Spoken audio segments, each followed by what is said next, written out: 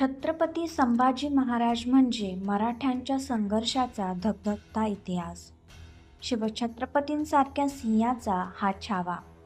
त्यांच्या पराभवासाठी खुद्द औरंगजेब बादशाह महाराष्ट्रात उतरला होता. मुघलांचे मोठमोठे सरदार याच उद्देशाने जंग पछाडत होते. एवढेच नाही तर इंग्रज, पोर्तुगीज, जंजीऱ्याचा सिद्दी, म्हैसूर असे सगळे बलाढ्य शत्रू स्वराज्यावर डोक धरून होते. या साऱ्यांशी संभाजी महाराजांनी एकाच वेळी झुंज दिली आणि त्यांचा पराभव पण केला. संगमेश्वर येथे त्यांच्यावर दगाफटका झाला. फितुरांच्या मदतीने मुघल सरदार मुकर्रब खानाने मोठ्या सैन्यासह हल्ला केला. मराठ्यांचे संख्याबळ कमी पडले. प्रयत्नांची शर्त करूनही मराठे शत्रूचा हल्ला परतवून लावू शकले नाहीत. सेनापती माळोजी घोरपडे आणि अनेक वीर या प्रसंगी धारातीर्थी पडले.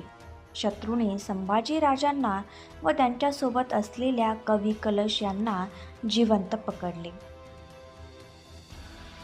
अनेक जणांना प्रश्न पडतो की संगमेश्वर ते बहादूरगड या जवळपास 350 किलोमीटरच्या अंतरात महाराजांना वाचवण्यासाठी कोणीच पुढं आलं नव्हतं का? तर याचं उत्तर आहे, अनेकांनी यासाठी प्रयत्न केले होते.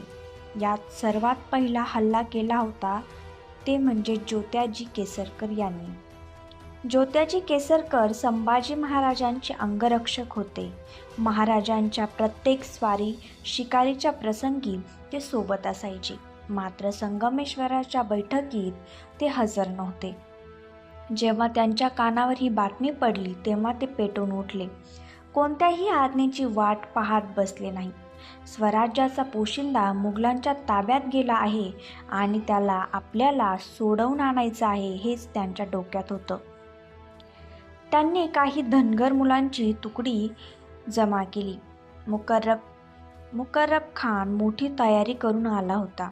त्याचा हा हल्ला अचानक झाला नव्हता, तर त्याने या कारवाईचे आखणे व त्यानंतर बहादूरगडाला जायचं नियोजन अत्यंत काळजीपूर्वक केलं होतं.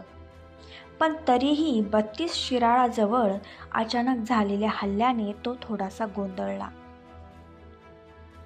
आपल्या राजाला सोडवण्यासाठी जीवावर उदार होऊन हे मावळे समोर येईल त्याला कापत सुटले. सगळ्यात आघाडीवर असलेल्या ज्योत्याजींना हजारोंच्या गर्दीत साखळदंडांनी बांधले गेलेले स्वराज्याचे छत्रपती दिसत होते. मुघलांचा संख्याबळाचा जोर मोठा होता. दुर्दैवाने सगळे मावळे धारातीर्थी पडले. रक्ताने न्हाऊन निघालेले ज्योत्याजी केसरकर सुद्धा त्या शिराळ्याच्या जंगलात जमिनीवर जखमी होऊन कोसळले होते. संभाजी महाराजांना सोडवण्यात ते अपयशी ठरले. असा शेवटचा प्रयत्न संभाजी महाराजांचे दुसरे अंगरक्षक रायप्पा महार यांनी देखील केला होता.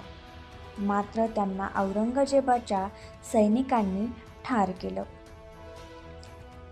क्रूर औरंगजेब बादशहाने संभाजी महाराजांचे हाल केले. त्यांचे डोळे काढले, कातडी सोलून काढली, त्यांची धिंड काढली. मात्र शेवटपर्यंत आपल्या शंभूराजांनी आपला स्वाभिमान सोडला नाही. अखेर त्यांच्या व कवी कलशांचा शिरच्छेद करण्यात आला व शरीराचे तुकडे तुकडे करून तुळापूर वडू येथे फेकून देण्यात आले. मराठी सत्तेसाठी हा मोठा धक्का होताच. महाराणी येसूबाई यांच्या नेतृत्वाखाली राजधानी रायगडावर नेटाने लढा देण्यात आला. मात्र पुन्हा एकदा स्वैकांच्या गद्दारीमुळे मुघलांना अजिंक्य अशा रायगडावर विजय मिळवता आला. राजाराम महाराज सुखरूपपणे पन्हाळा व तिथून दक्षिणेत जिंजीला निघून गेले. मात्र येसूबाई, राणीसाहेब आणि युवराज शाहू महाराज मुघलांच्या तावडीत अडकले. संभाजी महाराजांशी क्रूरपणे वागणाऱ्या औरंगजेबाने शाहू महाराजांना त्रास दिला नाही. 25 वर्ष तो महाराष्ट्रात राहून मराठ्यांना संपवण्यासाठी तडफडत राहिला.